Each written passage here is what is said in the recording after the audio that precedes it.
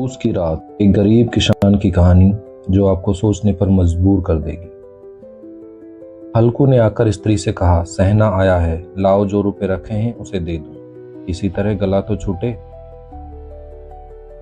मुन्नी झाड़ू लगा रही थी, पीछे फिरकर बोली, 3 ही रुपए हैं, दे दोगे तो कंबल कहाँ से आवेगा? माघ पूस की रात हार में कैसे कटेगी? उससे कह दो फसल पर दे देंगे, अभी नहीं। हल्कू एक क्षण अनिश्चित दशा में खड़ा रहा। पूस सिर पर आ गया, कंबल के बिना हार में रात को वह किसी तरह सो नहीं सकता। मगर सहना मानेगा नहीं, घुड़कियां जमावेगा, गालियां देगा। बला से जाड़ों में मरेंगे, बला तो सिर से टल जाएगी। यह सोचता हुआ अपना भारी भरकम डील लिए हुए, जो उसके नाम को झूठ सिद्ध करता था, स्त्री के समीप आ गया और खुशामद करके बोला, दे, गला तो छूटे, कंबल के लिए कोई दूसरा उपाय सोचूंगा। मुन्नी उसके पास से दूर हट गई और आंखें तरेरती हुई बोली, कर चुके दूसरा उपाय, जरा सुनूं तो कौन सा उपाय करोगे? कोई खैरात दे देगा कंबल, ना जाने कितनी बाकी है जो किसी तरह चुकने ही नहीं आती। मैं कहती हूँ तुम क्यों नहीं छोड़ देते खेती, मर मर कर काम करो, उपज हो तो बाकी दे दो।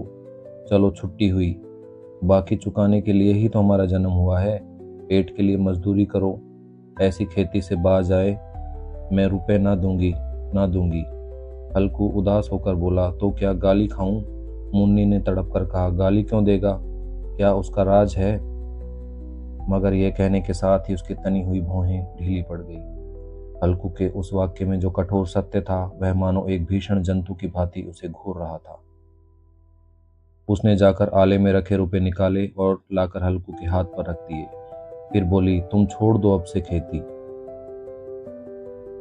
मजूरी से सुख से एक रोटी तो खाने को मिलेगी, किसी की धौंस तो ना रहेगी। अच्छी खेती है, मजूरी करके लाओ, वह भी उसी में झोंक दो, उस पर धौंस। हल्कू ने रुपए लिए और इस तरह बाहर चलाओ मानो अपना हृदय निकाल कर देने जा रहा। उसने मजूरी से एक एक पैसा काट कर 3 रुपए कंबल के लिए जमा किए थे, वह आज निकले जा रहे थे। एक एक पग के साथ उसका मस्तक पानी दीनता के भार से दबा जा रहा था। पूस की अंधेरी रात, आकाश पर तारे भी ठुठरे हुए मालूम होते थे। हल्कू अपने खेत के किनारे ऊख के पत्तों की एक छतरी के नीचे बांस के खटोले पर अपनी पुरानी गाठे की चादर ओढ़े पड़ा कांप रहा था। खाट के नीचे उसका संगी कुत्ता जबरा पेट में मुंह डाले सर्दी में कूं कूं कर रहा था। 2 में से एक को भी नींद नहीं आ रही। हल्कू ने घुटनियों को गर्दन में चिपकाते हुए कहा, क्यों जबरा, जाड़ा लगता है? कहता तो था घर पर पुआल पर लेट रहे, तो यहाँ क्या लेने आया था? अब जाओ, अब खाओ, ठंड में क्या करूं? जानते थे मैं यहाँ हलवा पूरी खाने आ रहा हूँ, दौड़े दौड़े आगे आगे चले आए। अब रो नानी के नाम को। जबरा ने पड़े पड़े दुम हिलाई और अपनी कूं कू को दीर्घ बनाता हुआ कहा, कल से मत आना, और मेरे साथ नहीं तो ठंडे हो जाओगे। यह रान पछवा ना जाने कहां से बर्फ लिए आ रही है। उठूं फिर एक चिलम भरूं, किसी तरह रात तो कटे। 8 चिलम तो पी चुका हूं। यह खेती का मजा है, और एक भगवान ऐसे पड़े हैं जिनके पास जाड़ा आए तो गर्मी से घबरा कर भागे। मोटे मोटे गद्दे, लिहाफ, कंबल, मजाल है जाड़े का गुजारा हो जाए। जगदीर की खूबी, मंजूरी हम करें, मजा दूसरे लूटे। हल्कू उठा, गड्ढे में से जरा सी आग निकालकर चिलम भरी। जबरा भी उठ बैठा। हल्कू ने चिलम पीते हुए कहा, पिएगा चिलम? जाड़ा तो क्या जाता है, हाँ जरा मन बदल जाता है। जबरा ने उसके मुंह की ओर प्रेम से छलकता हुआ आंखों से देखा। हल्कू, आज तो जाड़ा खा ले, कल से मैं यहाँ पुआल बिछा दूंगा, उसी में घुसकर बैठना, तब जाड़ा ना लगेगा। जबरा ने अपनी पंजों उसकी घुटनियों पर रख दिए और उसके मुंह के पास अपना मुंह ले गया। हल्कू को उसकी गर्म सांस लगी। चिलम पीकर हल्कू फिर लेटा और निश्चय करके लेटा कि चाहे कुछ भी हो, अब की सो जाऊंगा। पर एक ही क्षण में उसके हृदय में कंपन होने लगा। कभी इस करवट लेटता, कभी उस करवट पर। जाड़ा किसी पिशाच की भांति उसकी छाती को दबाए हुए था।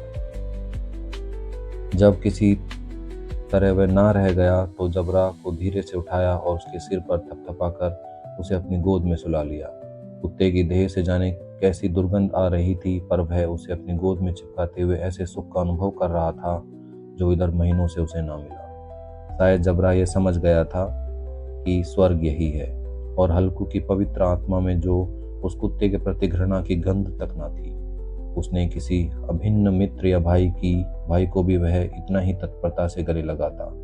वह अपनी दीनता से आहत न था जिसने आज उसे इस दशा को पहुंचा दिया। नहीं, इस अनोखी मैत्री ने उसे उसकी आत्मा के सब द्वार खोल दिए थे और उसका एक अणु प्रकाश में चमक रहा था। सहसा जबरा ने किसी जानवर की आहट पाई। एक विशेष आत्मीयता से उसमें एक नई स्फूर्ति पैदा हो रही थी जो हवा के ठंडे झोंकों को तुच्छ समझती थी। वह झपट कर उठा और छपरी के बाहर आकर भौंकने लगा।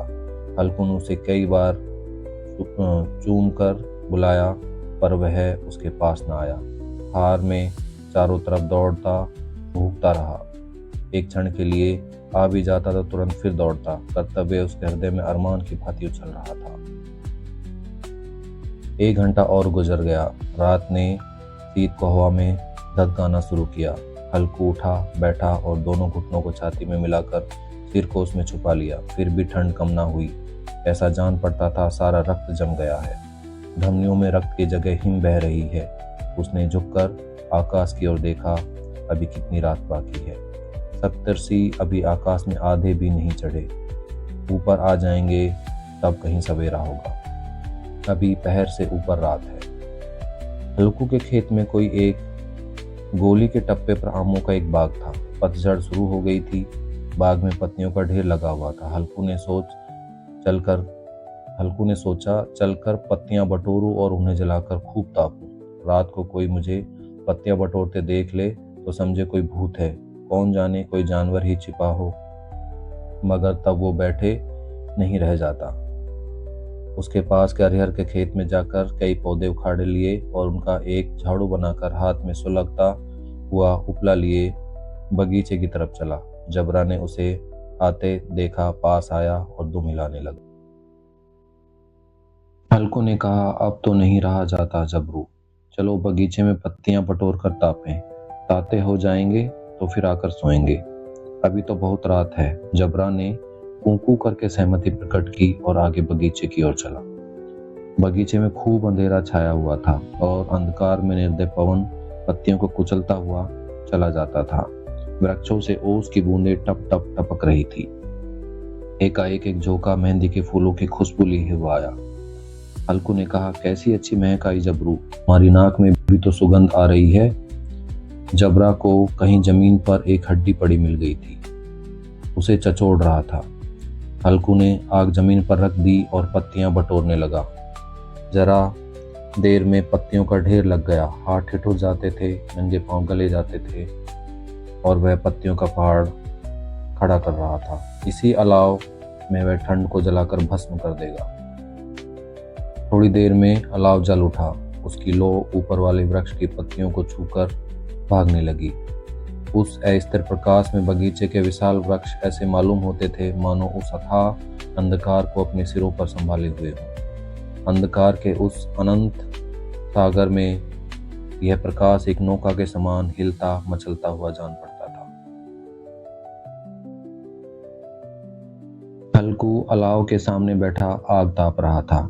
एक क्षण में उसने दोहर उतारकर बगल में दबा ली, दोनों पांव फैला दिए मानो ठंड को ललकार रहा हो, तेरे जी में आए सो कर। ठंड की असीम शक्ति पर विजय पाकर वह विजय गर्व को हृदय में छुपा न सकता था। उसने जबरा से कहा, क्यों जब्बर, अब ठंड नहीं लग रही? जब्बर ने कू कू करके मानो कहा, अब ठंड लगती ही रहेगी। पहले से यह उपाय न सूझा, नहीं इतनी ठंड क्यों खाते? जब्बर ने पूंछ हिलाई। अच्छा आओ इस अलाव को कूदकर पार करें, देखे कौन निकल जाता है। अगर जल गए बच्चा तो मैं दवा ना करूंगा। जब्बर ने उस अग्नि राशि की ओर कातर नेत्रों से देखा। मुन्नी से कल ना कह देना, नहीं लड़ाई करेगी। यह कहता हुआ उछला और उस अलाव के ऊपर से साफ निकल गया। पैरों में जरा लपट लगी पर वह कोई बात न थी। जबरा आग के इर्द गिर्द घूमकर उसके पास आ गया। हल्कू ने कहा, चलो चलो, इसकी सही नहीं है, ऊपर से कूद कर आओ। वह फिर कूदा और अलाव के इस पार आ गया। पत्तियां जल चुकी थी, बगीचे में फिर अंधेरा छा गया था।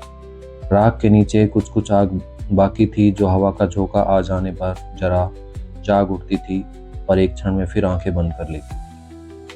हल्कू ने फिर चादर ओढ़ ली और गर्म राख के पास बैठा हुआ वह एक गीत गुनगुनाने लगा। उसके बदन में गर्मी आ गई थी, पर ज्यों-ज्यों शीत पड़ती जाती उसे आलस से दबाए लेता था। जबरा जोर से भौंककर खेत की ओर भागा। हल्कू को ऐसा महसूस हुआ कि जानवरों का एक झुंड खेत में आया है। शायद नील गायों का झुंड था। उनके कूदने दौड़ने की आवाजें साफ कान में आ रही थी। फिर ऐसा मालूम हुआ कि खेत में चर रही हैं। उसके चबाने की आवाज चर-चर सुनाई देती थी। उसने दिल में कहा, नहीं, जबरा के होते कोई जानवर खेत में नहीं आ सकता। नोच ही डाले, मुझे भ्रम हो रहा है। कहाँ? अब तो कुछ नहीं सुनाई देती। मुझे भी कैसा धोखा हुआ। उसने जोर से आवाज लगाई, जबरा जबरा। जबरा भौंकता रहा, उसके पास ना आया। फिर खेत के चरे जाने की आहट मिली। वह अपने आप को धोखा ना दे सका। उसे अपनी जगह से हिलना जहर लग रहा था। कैसा ददाया हुआ बैठा था। इस जाड़े पाले में खेत में जाना, जानवरों के पीछे दौड़ना असह्य जान पड़ा। वह अपनी जगह से ना हिला। उसने जोर से आवाज लगाई, हिलो हिलो। जबरा फिर भौंक उठा। जानवर खेत चर रहे थे। फसल तैयार है। कैसी अच्छी खेती थी, पर ये दुष्ट जानवर उसका सर्वनाश किए डालते थे। हल्कू पक्का इरादा करके उठा और 2-3 कदम चला, पर एकाएक हवा का ऐसा ठंड चुभने वाला बिच्छू के डंक सा झोंका लगा कि वह फिर बुझते हुए अलाव के पास आ बैठा और राख को कुरेद कर अपनी ठंडी देह को गरमाने लगा। जबरा अपना गला फाड़ डालता था। नील गायें खेत का सफाया किए डालती थी और हल्कू गरम राख के पास शांत बैठा हुआ था। ऐतरमण्यता ने रस्सियों की भांति उसे चारों तरफ से जकड़ रखा था। इसी राख के पास गरम जमीन पर वह चादर ओढ़कर सो गया। सवेरे जब उसकी नींद खुली तब चारों तरफ धूप फैली हुई थी और मुन्नी कह रही थी, क्या आज सोते ही रहोगे? तुम यहाँ आकर रम गए और उधर सारा खेत चौपट हो गया। हल्कू ने उठकर कहा, क्या तू खेत से होकर आ रही है? मुन्नी बोली, हाँ, सारे खेत का सत्यानाश हो गया। भला ऐसा भी कोई सोता है? तुम्हारे यहाँ मड़ैया डालने से क्या हुआ? हल्कू ने बहाना किया, मैं मरते मरते बचा। तुझे अपने खेत की पड़ी है। पेट में ऐसा दर्द हुआ कि मैं ही जानता हूँ। दोनों फिर खेत में डाढ़ पर आए। देखा सारा खेत रौंदा हुआ पड़ा है और जबरा मड़ैया के नीचे चित लेटा है, मानो प्राण ही ना हो। दोनों खेत की दिशा में देख रहे थे। मुन्नी के मुख पर उदासी छाई थी, पर हल्कू प्रसन्न था।